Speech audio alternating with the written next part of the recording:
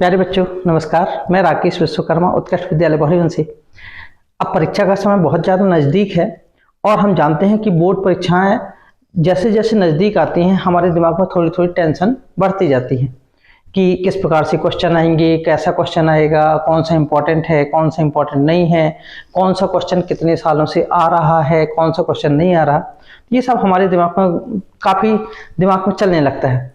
तो अपन यदि देखें तो ये जो LCR परिपथ है ये कई सालों से बोर्ड परीक्षाओं में आता रहा है और 5 नंबर हमको लगभग मिल जाते हैं इसके। यदि अच्छे से हम लिख दें तो 5 नंबर कन्फर्म रहते हैं। तो या तो LCR परिपथ आता है या इससे संबंधित एक न्यूमेरिकल क्वेश्चन आते हैं।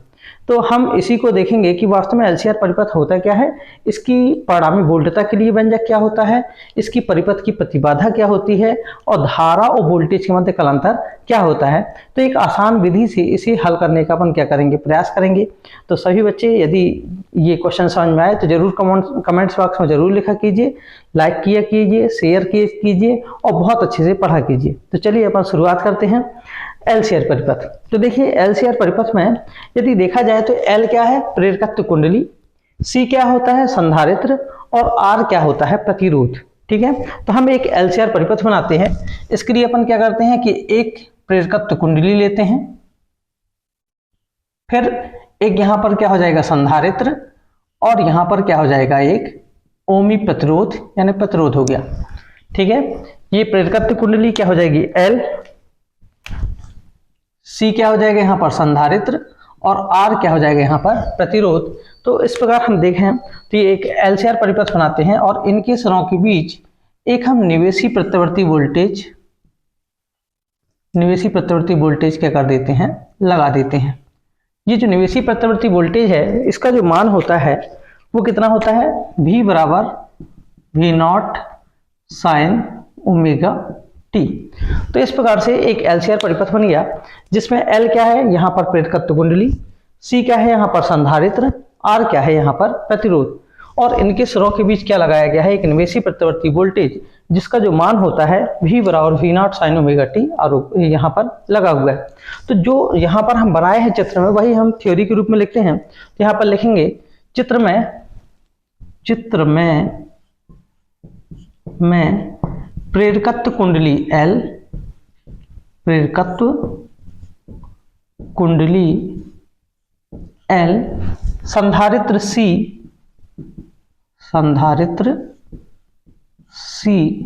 तथा ओमी प्रतिरोध R, ओमीय प्रतिरोध R श्रेणी क्रम में जोड़े गए हैं, श्रेणी क्रम में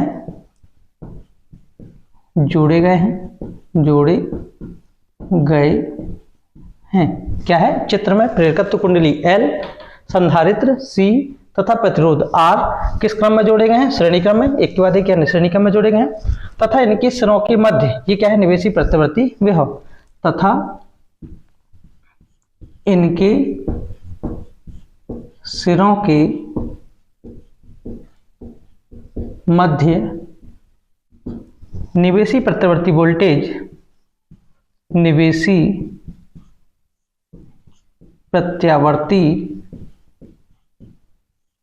वोल्टेज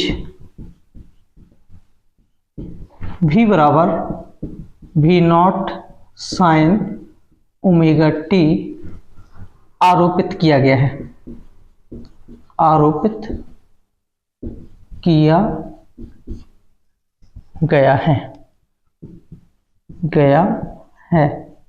ठीक है, जैसे ही आरोपित करते हैं तो माना किसी क्षण परिपथ में क्या प्रवाहित होती है, धारा। माना किसी क्षण परिपथ में क्या प्रवाहित होती है, धारा। ठीक है, तो ये धारा कितनी हो जाएगी I। अब ये जो धारा है किसके पास जाएगी, कुंडली के पास, फिर किसके पास जाएगी, संधारित्र के पास, फिर किसके पास जाएगी, प्रतिरोध के पास। तो धारा तो एक सी जा रही है लेकिन इनके सिरों के बीच जो विभवांतर होगा वो क्या होगा, अलग अलग। तो हम यदि यहाँ पर देखें तो कुंडली L के सिरों के बीच यदि विभवांतर होगा वो कितना है, VL। फिर इसके बाद संधारित्र C के सिरों के बीच विभवांतर कितना है, VC और प्रतिरोध R के सिरों के बीच विभवांतर कितना होगा यहाँ पर, VR। हम मान लें कि इनका जो परिणामी विभवांतर है यहाँ से यहाँ तक का वो कितना है, v है। कितना है, v। तो यही अपन लिखते हैं, माना किसी क्षण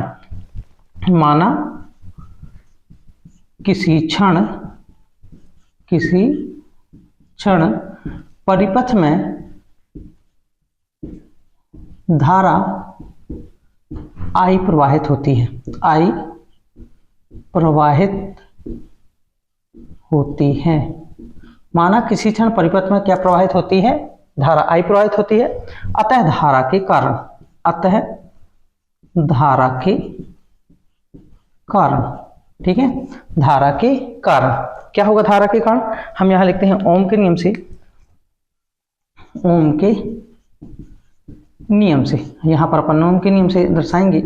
धारा के कारण क्या हो जाएगा, प्रेरकत्व कुंडली L के सिरों के बीच विभवांतर, प्रेरकत्व कुंडली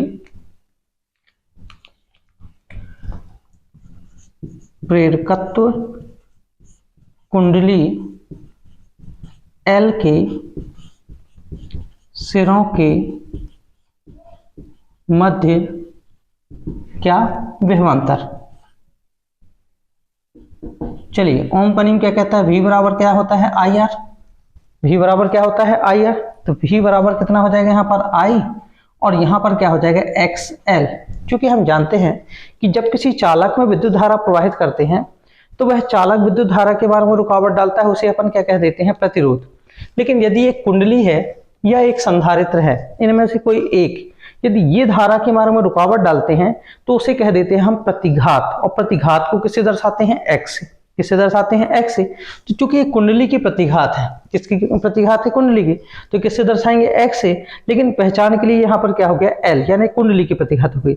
यदि संधारित्र की होती तो क्या दर्शाते, xc। क्या दर्शाते, xc।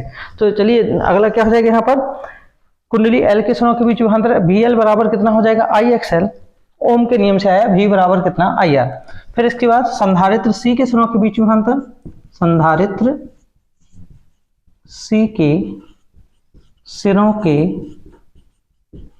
मध्य विभवांतर कितना हो जाएगा, VC बराबर कितना हो जाएगा, IX कितना, C। ठीक है, तो V बराबर IR, तो I तो ठीक है, XC क्या हो जाएगा, यहाँ पर फिर से क्या है, एक प्रतिरोध है।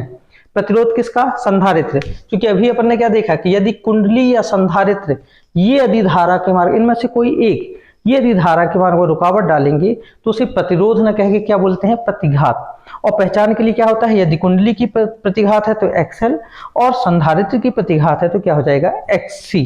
ठीक है, अब प्रतिरोध R के सिरों के बीच में अंतर, प्रतिरोध R के सिरों के मध्य विभवांतर कितना हो जाएगा, VR बराबर कितना हो जाएगा, I इंटू कितना, R। I इंटू कितना, R। ठीक है, इतना समझ में आ गया। ठीक है, चलिए आगे बढ़ते हैं अपन।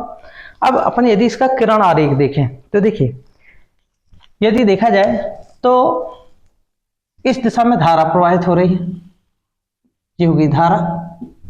हम जानते हैं कि जो प्रतिरोध R के सिरों के बीच जो विभवांतर होता है वो धारा I से क्या होता है, समान कला में होता है, VR। प्रतिरोध R के सिरों के बीच जो विभवांतर होता है वो धारा I से क्या होता है, समान कला में होता है। अर्थात इस स्थिति में धारा और वोल्टेज के बीच जो कलांतर होता है वो कितना होता है, 0 होता है। कुंडली L के सिरों के मध्य जो विभवांतर होता है वो धारा I से क्या होता है, 90 अंश क्या होता है, अग्रगामी होता है। कुंडली L के सिरों के मध्य जो विभवांतर होता है वो धारा I से 90 अंश क्या होता है, अग्रगामी होता है। तथा यदि देखा जाए तो संधारित्र C के सिरों के बीच जो विभवांतर उत्पन्न होता है वो धारा I से 90 अंश क्या होता है, पश्चगामी होता है। अब ऐसी स्थिति में देखा जाए तो क्या हो रहा है, देखिए हम यदि देखें तो VL और VR के बीच कलांतर कितने का बन रहा, 90 का। यानी इसके VL और VR के बीच कलांतर कितने का बनता है, 90 का। VR और VC के मध्य भी कलांतर कितने का बनता है, 90 का। किंतु VL और VC के मध्य जो कलांतर है वो कितने का बन रहा है, 180 का। तो हम मानते हैं कि माना VL और VC का परिणामी कितना है, VL माइनस कितना है, VC, और इनका जो परिणामी वोल्टेज है, परिणामी वोल्टेज ये कितना है, V। परिणामी वोल्टेज कितना है, V। इनको मिला देते हैं अपन, इस तरह से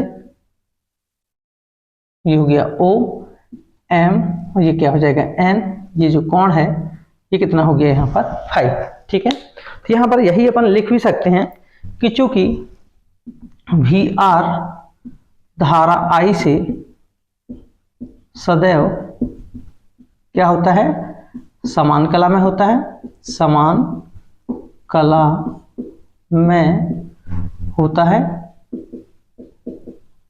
ठीक है। VC धारा I से क्या होता है 90 अंश अग्रगामी तथा VC नहीं VL धारा I से 90 अंश क्या होता है अग्रगामी तथा VC धारा I से क्या होता है 90 अंश पश्चगामी होता है, पश्चगामी होता है, क्या होता है पश्चगामी। अतः VL व VR आता है VL व VR के मध्य कलांतर, VL व VR के मध्य कलांतर कितने का होगा 90 एवं VR और VC के मध्य कलांतर, VR व VC के मध्य कलांतर ये कितने का होगा, ये भी 90 का होगा। किंतु कितना VL व VC के मध्य कलांतर, VL व VC के मध्य कलांतर ये कितने का होगा 180 अंश का होगा। कितने का होगा 180 अंश का, कलांतर 180 अंश का होगा, ठीक है। अब हम यहां पर क्या मानेंगे, यानी VR धारा I से समान कला में होता है, VL धारा I से 90 अंश अग्रगामी होता है, VC धारा I से 90 अंश पश्चगामी होता है। अतः VL और VR के मध्य कलांतर कितने का हो गया 90 का, VR और VC के मध्य भी कलांतर कितने का हो जाएगा 90 का, किंतु VL और VC के मध्य कलांतर कितने का हो जाएगा 180 का। कितने का 180 का। तो हम मानते हैं कि VL और VC का, अतः माना VL व VC का परिणामी कितना है VL माइनस कितना है VC तथा परिणामी वोल्टेज कितना है V, परिणामी वोल्टेज कितना है V, ठीक है। इतना समझ में आ गया, तो आप इसको स्क्रीनशॉट ले सकते हैं।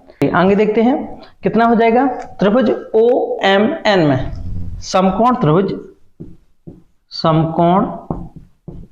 त्रिभुज OMN में, ये देखिए OMN में क्या लगाते हैं यहाँ पर पाइथागोरस प्रमेय से,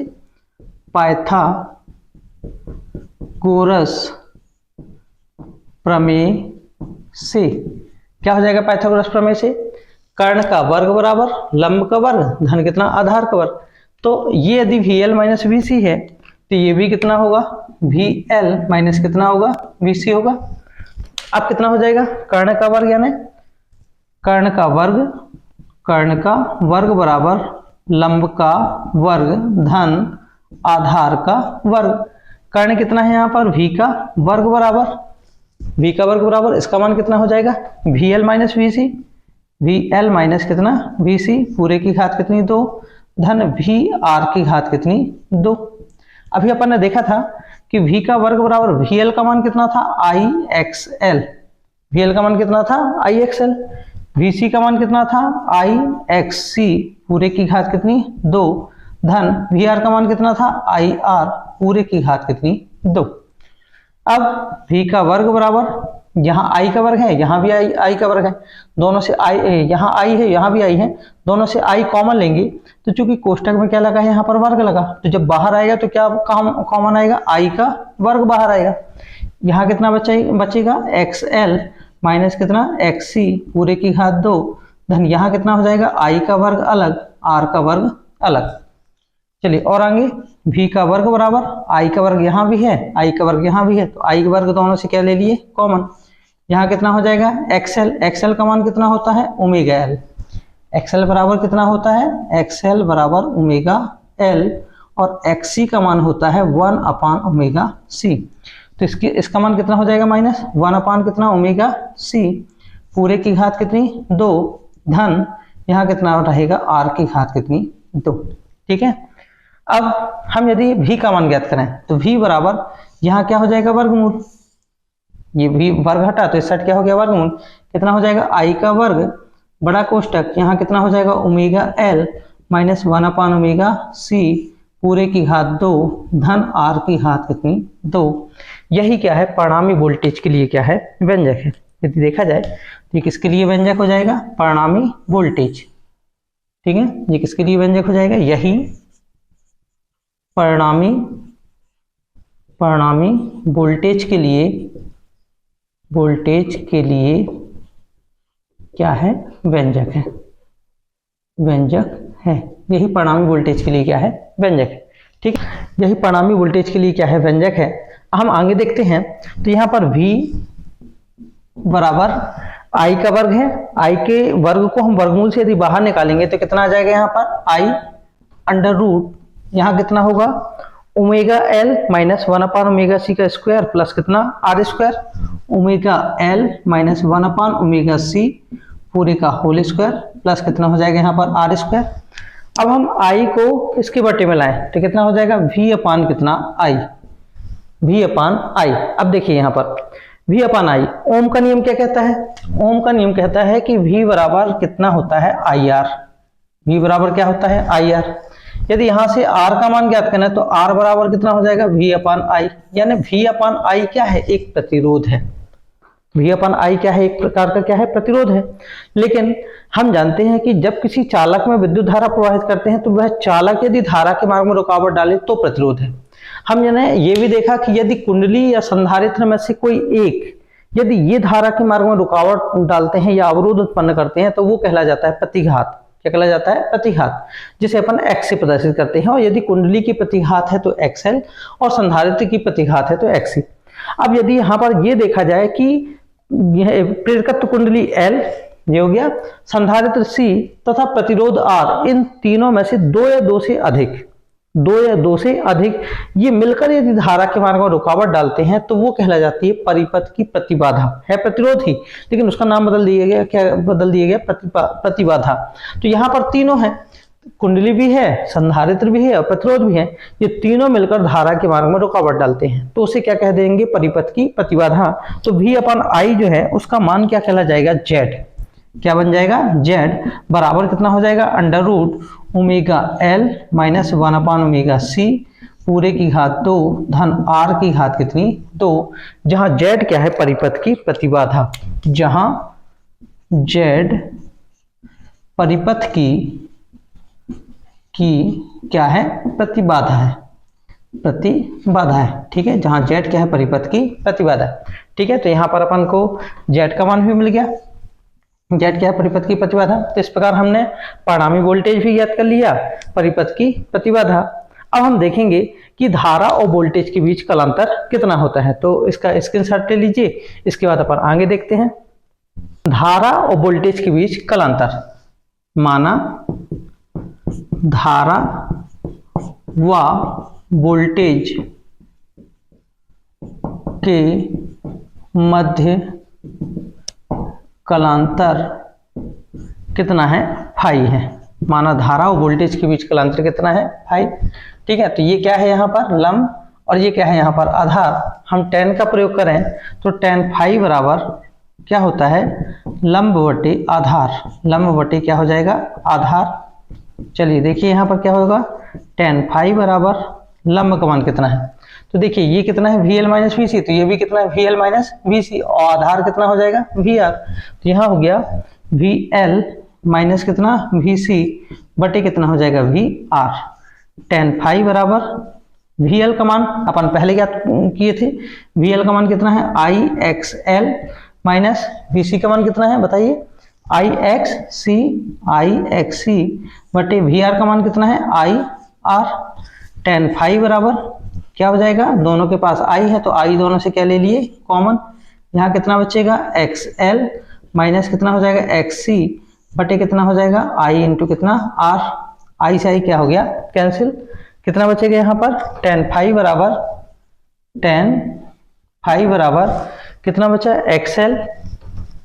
XL माइनस कितना XC बटे कितना हो जाएगा R। चूंकि हम जानते हैं कि XL का मान कितना है, XL का मान है ओमेगा L और XC का मान कितना है 1/ओमेगा C बटे कितना हो जाएगा R। अब यदि हम फाई का मान ज्ञात करें तो tan उस साइड जाएगा तो क्या हो जाएगा tan इनवर्स में, तो फाई बराबर कितना हो जाएगा tan inverse omega L minus 1/ओमेगा C बटे कितना हो जाएगा कितना R। तो इस प्रकार से ये हो जाएगा धारा तथा वोल्टेज के मध्य क्या हो जाएगा कलांतर, धारा और वोल्टेज के बीच क्या हो जाएगा कलांतर। ठीक है, तो यहाँ पर हम तीनों चीजें ज्ञात कर लिए कि उसका परिणामी वोल्टेज कितना होगा, परिपथ की प्रतिबाधा कितनी होगी और धारा और वोल्टेज के बीच कलांतर कितना होगा। तो ये जो LCR परिपथ है बहुत ज्यादा इंपॉर्टेंट है, इससे संबंधित हमको 5 अंक बिल्कुल निश्चित रूप में क्या होते हैं प्राप्त होते हैं।